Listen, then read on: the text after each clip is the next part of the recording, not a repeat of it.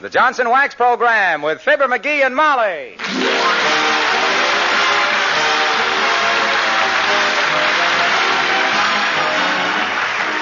The makers of Johnson's Wax products for home and industry present Fibber, McGee, and Molly with Bill Thompson, Gail Gordon, Arthur Q. Bryan, Bea Benaderet, and me, Harlow Wilcox. The script is by Don Quinn and Phil Leslie. The music by the King's Men and Billy Mills Orchestra.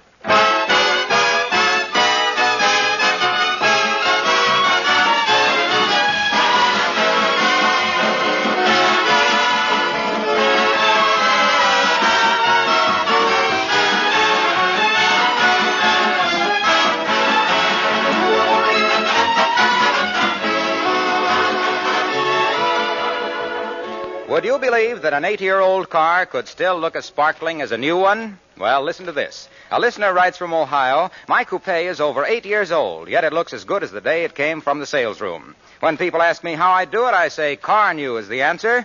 Well, now, of course, we're always glad to have folks praise Johnson's Car New. And if you try Car New yourself, you'll be mighty pleased at the beautiful polish it gives your car.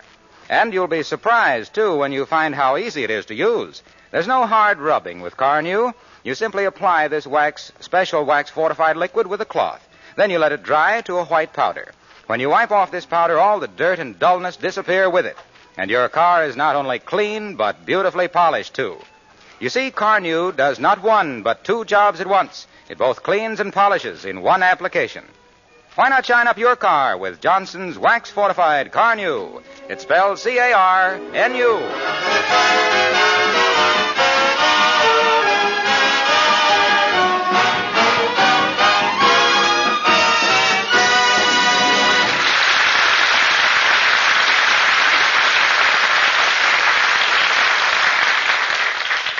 The residents of 79 Wistful Vista are going to see the Aviation show at the airport this afternoon. So the master, he thinks, of the house, has fortified himself by reading a couple of flying magazines, thus qualifying himself for a high rank in the HAF, the Hot Air Force. Get a load now of the poor man's Doolittle as we meet Fibber, McGee, and Molly.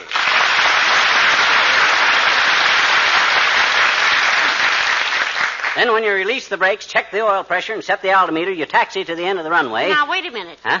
It's taken you 45 minutes to test the controls, fill up with gas and oil, and study the map.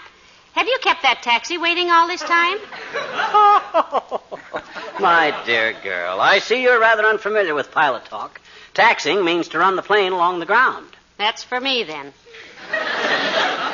The firmer we stay on Terra, the better I like it. You know I get airsick wearing a new pair of high heels or walking over a thick rug. Well, you better get over that, Tootsie. This is the age of flight. My gosh, one of these days we might own our own little helicopter. Who knows? I do, and we won't. And it isn't helicopter. It's collyheapter. Okay. Anyway, if we do get our own polycopter, my fishing trips will be cut... No, not polycopter, dearie. It's helipopter. Oh. What did I say, pellyhookter? I meant hulipopter. Anyway, now we're at the end of the runway, ready to take off. Ready to take off what? Oh, just take off. That means get the plane into the air. You know what airborne means. Certainly, that's when the stork brings you. No. That means... And look, Pet, aside from becoming a flash expert on flying from reading 2 magazines, did you ever actually fly? Why, certainly, back in Peoria. I had several hours with an old Jenny. Now, just a minute, McGee. Maybe we weren't married then, and maybe it's none of my business, but it seems to me that there would be enough male instructors around. Hey. A Jenny was just an old pre-war crate. I don't care how old she was, the hussy. And I still have the feeling that the Wright brothers were wrong. But proceed with the lecture, Wing Commander. Roger. Where were we? Oh, yeah. We're at the end of the runway, ready for the takeoff. I slam the throttle in. She picks up speed. Grounded by a doorbell. Come in. Hello, folks.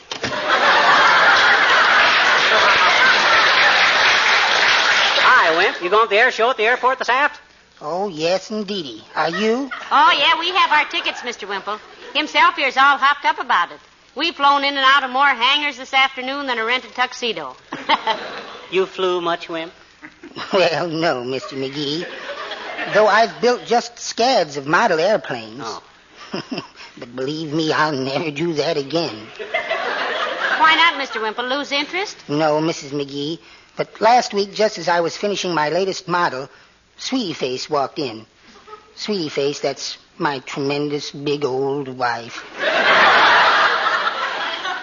What was her objection, Wimp? Personally, I think every man ought to have a hobby, even if it's only collecting cigar ashes. What happened, Mr. Wimple, if the memory isn't too painful?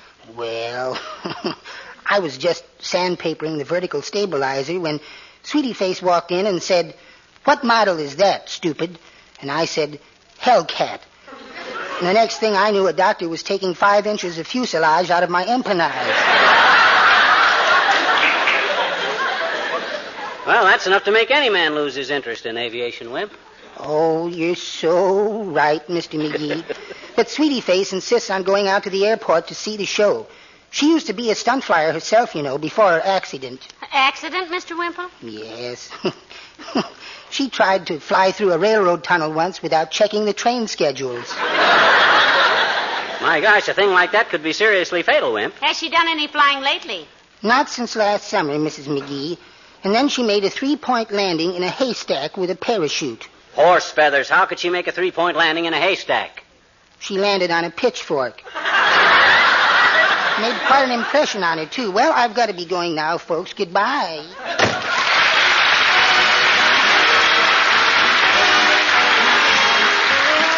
Billy Mills and the orchestra, the King's Men, and they say it's wonderful.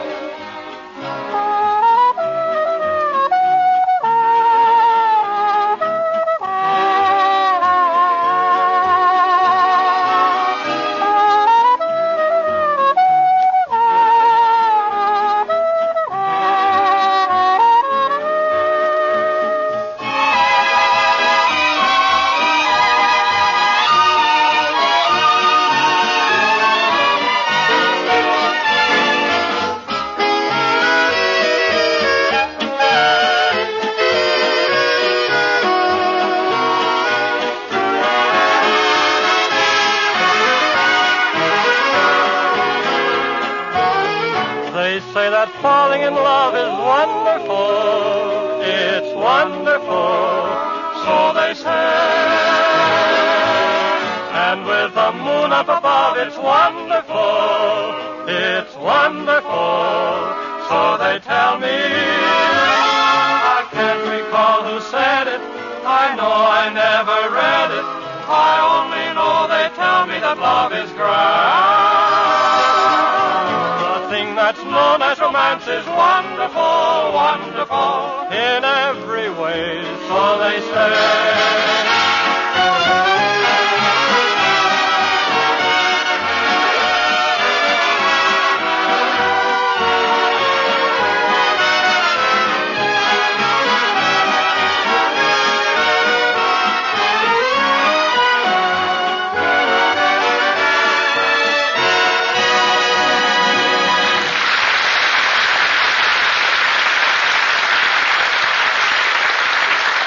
Hey, Molly, have you seen the tickets to the aviation show? Yes, dearie, they're right there on the piano.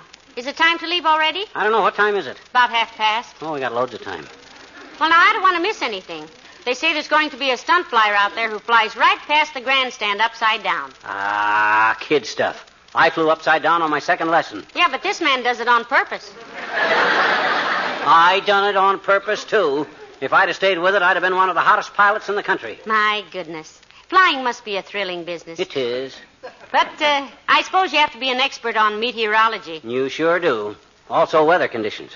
I was an expert on that, too. I knew every type of cloud formation there was. Cirrus, cumulus, altocumulus, cirrostratus, and Stradivarius. I thought Stradivarius was a violin. It is, and when you see that kind of a cloud, you want to quit fiddling around and get back to the field. I mind one time. I wonder who that could be. Oh, it's Mrs. Carstairs. Control tower to Flying Fortress. Come in, Fortress. How do you do, Mrs. McGee? Come in who, Mr. McGee? Oh, you just practicing a few aviation expressions, Millicent.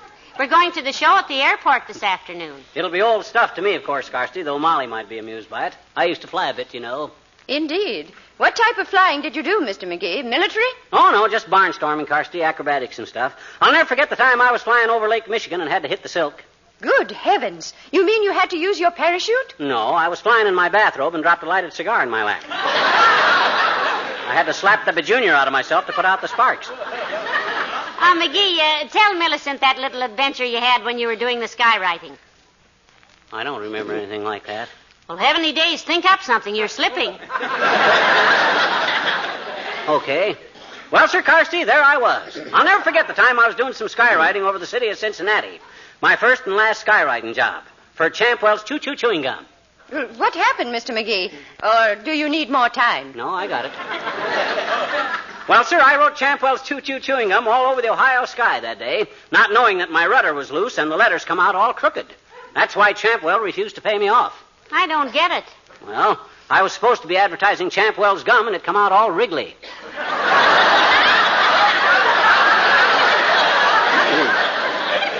Well, you forced me into it. Do you like to fly, Millicent? Oh, yes, I do, my dear. In fact, I was once a hostess on an airliner. That entitled you to free passes, didn't it, Carsty? It seemed to, from the passengers. I had often heard of flying tigers, but wolves at that altitude were new to me. Are you thinking of buying an airplane, Mr. McGee? Well, he's been talking about that for a long time, Millicent. If he does, I hope he gets a collyheapter. You mean a hollyproctor? Are you sure it isn't kilahopter? No, I'm sure it's hollowcreepter. Well, we leave it to Millicent. How do you pronounce it, Millicent? Autogyro. Well, I'll be seeing you at the airport. Good day.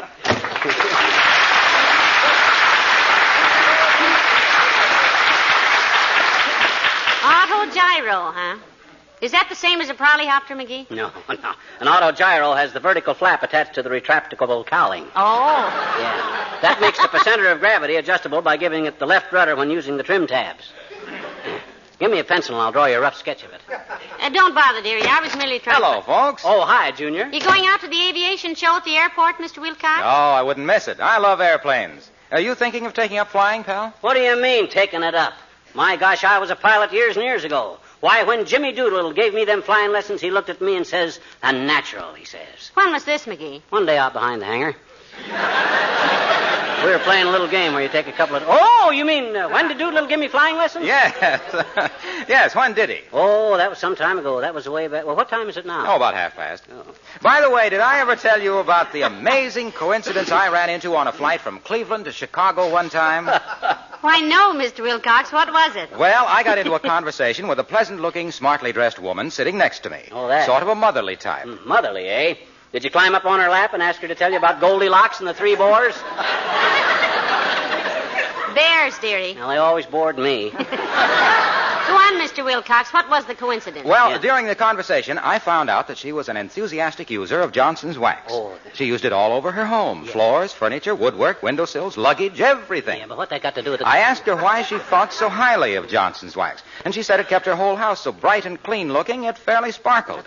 She said it protected her nice things against dust and dirt and dampness and made her housekeeping so much easier. But please, Mr. Wilcox, what was the amazing coincidence? Yeah. Why, don't you see? There we were, 8,000 feet in the air. Never saw each other before, two complete strangers. And it comes out that I sell Johnson's wax, and she uses Johnson's wax. Ah. Wasn't that a strange thing? I wrote to Ripley about it, but he never answered. Probably bowled him over so hard he couldn't lift a pen. Well, we'll be seeing you out at the airport. I'll be there, pal. Incidentally, my wife soloed last week. Really, Mr. Wilcox? By herself? No, with the church choir. So long now.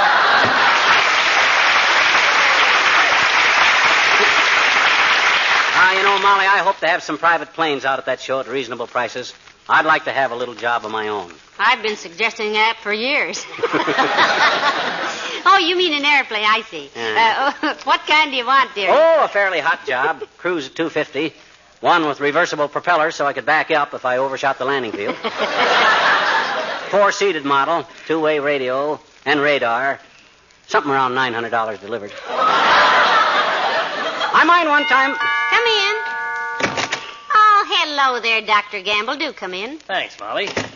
Hello, Bucklewort. Hi, a fever chart. Going out to the air show this aft? I might, though I'm a little tired of flying. With all the medical conventions I've flown to this year, I've taken off on more runways than Gypsy Rose Lee. And with much less applause. Himself here used to do a little flying himself, Doctor. A likely story. Why, he wouldn't get into an elevator without a complete weather report.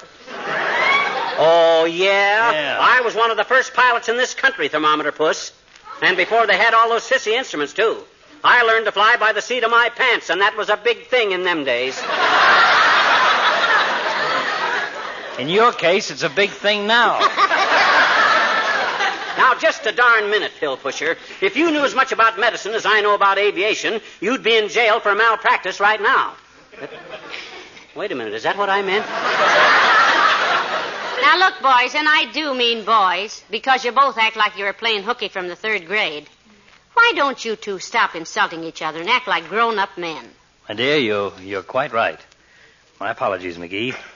If you say so, you are the greatest airplane pilot who ever lived. You could set a constellation down on a badminton court and do 8,000 consecutive outside loops in a concrete glider. Thank you, Doctor. I have a high opinion of you also. I think you're probably the finest physician who ever shook down a thermometer instead of a rich patient. Thank you, my boy. I hope I'll have the great privilege of seeing you fly sometime. Thank you, Doctor. I hope that sometime I may honor you by letting you x-ray me with my clothes on. I know you wouldn't take unfair advantage by diagnosing my wallet. Thank you. I sincerely trust that you... Oh, for goodness sake, stop it.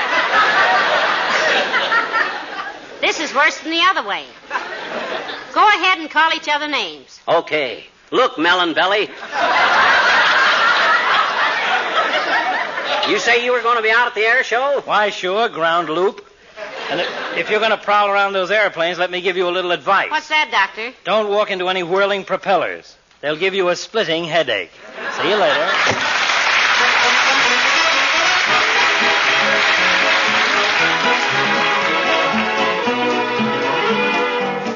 The King's Men sing Old Man Tucker. Funny old man was a funny old pan, and the name of this funny old bunny was Dan. Yep, old Dan Tucker was a fine old man. He washed his face in a frying pan. He combed his head with a wagon wheel and died with a toothache in his heel. So get out the way, old Dan Tucker. Get out the way, old Dan Tucker. Get out the way, old Dan Tucker. You're too late, too late, too late for supper, too late for supper. What a hungry old fella was old Dan Tucker. Come too late for to get his supper. Supper over, breakfast a cooking, leaves old Dan standing looking. Get out the way, old Dan Tucker. You're in the way, old Dan Tucker. Get out the way, old Dan Tucker. You're too late, too late, too late for supper, too late for supper. Old Dan Tucker, too late for supper. Old Dan Tucker, he got drunk. He fell in the fire and kicked out a chunk. A red-hot coal got in his shoe. And oh my golly, how the ashes flew. So get on the way, old Dan Tucker. Get on the way, old Dan Tucker. Oh, get on the way, old Dan Tucker. You're too late to get your supper, oh, shortening bread. Possum in the pan, should be plenty for a hungry old man. But Dan was starving for to eat corn pone with chicken meat.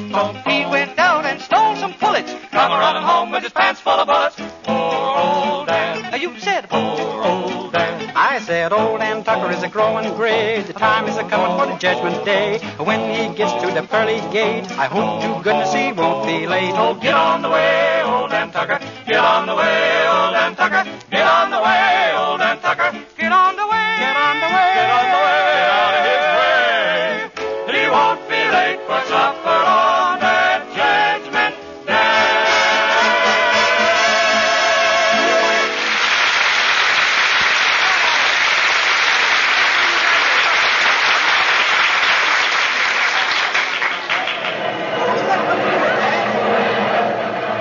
Oh, my goodness, isn't this exciting, McGee? Yeah. Look at that man getting into the plane with the knapsack on his back. Is he going camping or something, dearie? That's a parachute, kiddo. I ever tell you about the time I made the parachute jump and couldn't make the release cord work? Fell 7,000 feet and then realized I was yanking up my necktie. I'll never... What's the matter, Molly? What's the matter? McGee. Huh? Did you bring the piano with you? Piano? Why should I bring the piano? The tickets are on top of it. Oh, no. I got the tickets. Got them right here in my hat. Come on. Let's go over where we can see things. One side, folks. Let's do there. Hey, Molly, look up there. You see that bunch of planes flying in formation? Ain't that about the sloppiest bunch of pilots you ever saw? Look at them. They can't even keep together. I think they fly very well for mere pigeons. Oh, are they pigeons? Maybe I better put on my glasses. Look, dearie, isn't that a pretty little red plane over there? What kind is that, do you know? Do I know? Certainly I know. I'll tell you in just a minute, as soon as I check with this pilot here. Hey, Bud, you work here? Yes, I do. I'm chief airport engineer. Why? That little red ship out there, the one they're all looking at, that's one of those... P-87. It's radio controlled. That's what I thought. You see, Molly, it's radio controlled. Isn't that wonderful? You mean it flies alone without anybody in it? That's right, lady. We're going to demonstrate it in a few minutes. It's a regular pursuit ship. We just converted it to radio control. Sure. You see, Molly, they converted it. Radio control. That's the control tower over there. We fly it from there. Control tower over there, Molly. Fly it from there. My goodness. Is it safe, sir? I mean... With those controls on it, lady, it can't go wrong. Why, it's as safe as a hammock. Safe as a hammock, Molly. Sure, you see... Oh, hi, Latriv. Oh, Mayor Latrivia, so nice to see you. Hello, Molly. McGee, looking over the planes, are you? Yep, haven't bought anything yet, but we may decide to. You flying today, Latriv? As a passenger only, McGee. I'm not a flyer, and I long ago admitted it. You did try it then, Mr. Mayor. Years ago, Molly, but I never had any talent for it. I'm a politician, not a pilot. When I set my Curtis Jenny down in Lake Dugan one night under the impression it was a vacant field, that sold me. A man should stick to his last, I always say. How was that again, Latriv? I say a man should stick to his last. His last what, Your Honor? What? Now, look, I merely said that You said a man should stick to his last, but you aren't being logical. If you'd stuck to that last plane of yours, they'd still be dragging Lake Dugan for you, and I didn't say a man should stick to his last plane. I said that... Oh, yes, you did, Your Honor. Yes, you said it just as plain as anything. I didn't say it plain, distinctly. I meant plain, P-L-A-N-E, and the phrase sticking to your last is an old cobbler's expression that means... that's for me, boy, I love it. What's your favorite, Latriv, apple or peach? Apple or peach what? Cobbler. I make a strawberry cobbler that McGee says is I the was best. not talking about food. I meant shoemaker. You mean Eddie Shoemaker that runs the hamburger joint on Oak Street? My gosh, he serves the worst cobbler in town. I ate there once. I did not mean Eddie Shoemaker. Oh. I meant any shoemaker. Didn't you ever hear of a shoemaker being called a cobbler? No, but if my shoemaker doesn't get my evening slippers back this month, he'll be called worse than that. You know, he's had them so long that Look, please, let's get this straightened out. My original statement was that man should stick to his last. That's what I first said. That's right, Your Honor. The first thing you said was last. Right. Now then, the expression I used is a very old one, which means that a man should do what he can do best. Do I make myself clear? Sure, but why try to drag old Eddie Shoemaker into it? Just because he serves lousy apple cobbler is no reason... I was not dragging cobbler appler into... Eddie Shoestickler was... Look, when I said that a plane first, a stick should last to him... When I landed in Dugan's top... the pond... you said it was... I was the one who... And it wasn't...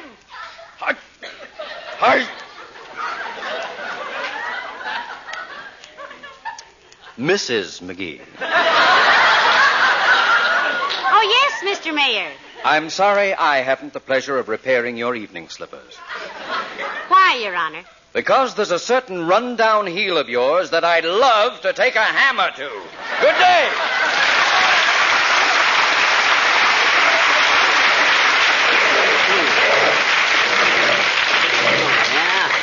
A run-down heel, am I? I'll show that baby kisser, that two-bit politician, which of us is smartest, and I won't land in Dugan's Lake, too, either. McGee, what are you going to do? Come back here. I'll show him if I can fly or not right now. I'm going to fly that little red plane. What do I care if it is radio-controlled? Don't go away, Bonnie. Don't go away. I'll be right back.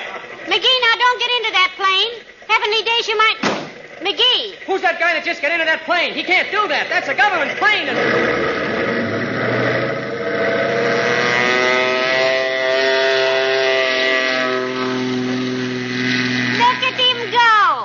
Isn't he a wonderful little fella?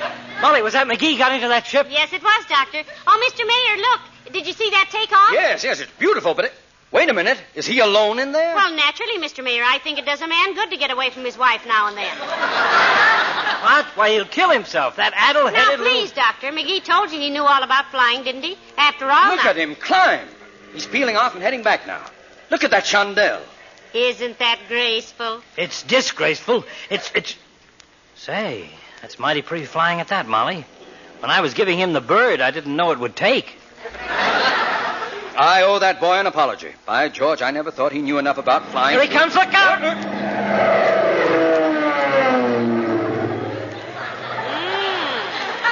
He was a little low, wasn't he? Yes. Pick up my hat, will you, Doctor? I'm afraid to take my eyes off him. Pick it up yourself. I'm afraid to look away, too. He's circling again. My goodness, isn't that lovely flying? Here he comes for a landing.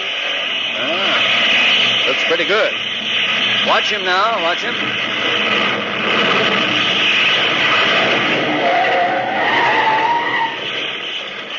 Marvelous. Amazing. Come on, let's get over there. Yeah. Hurry up. I hope he's all right. McGee, are you all right? Yeah, sure, I'm okay. Get out of that ship, mister. You got a lot of crust taken off a government ship without Okay, this... old bud, okay, bud, relax. No damage done. McGee, that was wonderful flying. By George, I never thought you could do it. Huh? Should we tell him, Molly? Yeah. Yeah. That plane is radio controlled, Doctor. Yeah, you thought I was flying it. All the time it was being controlled from the tower over there. Now, look here, mister. You'll have to come over to the office with me and do some... And I want to talk to your officials, too, Buster. That was a very sloppy landing you guys made with this ship. You better check those controls and get... Sloppy landing we made? Why, those radio controls aren't even connected yet. That was your landing, mister. Oh, well, in that case... What? You mean I was flying it all the time? Yes, and that's a very serious... Pardon me, madam. I think your father has fainted.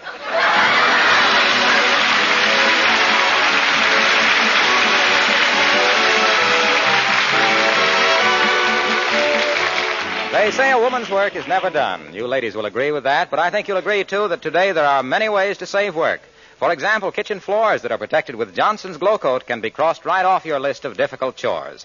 It's so easy to apply, for one thing. There's no rubbing or buffing. You just spread it around on your linoleum or other floors and let it dry. Glow Coat shines itself. In 20 minutes, you have gleaming floors that you can be proud of. And that's only one of the ways Johnson's Glow Coat saves you work. Don't forget, too, that the tough Glow Coat film takes the wear and tear, so your linoleum lasts much longer. If you're not using Johnson's self-polishing Glow Coat, wouldn't it be a very good idea to start using it now?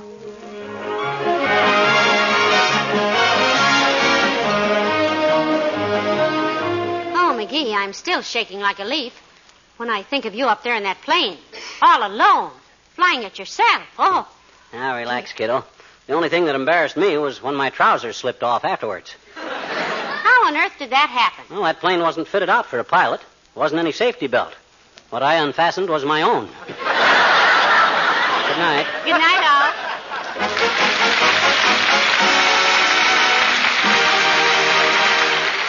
This is Harlow Wilcox speaking for the makers of Johnson's Wax Products for Home and Industry, inviting you to be with us again next Tuesday night. Good night. This is NBC, the National Broadcasting Company.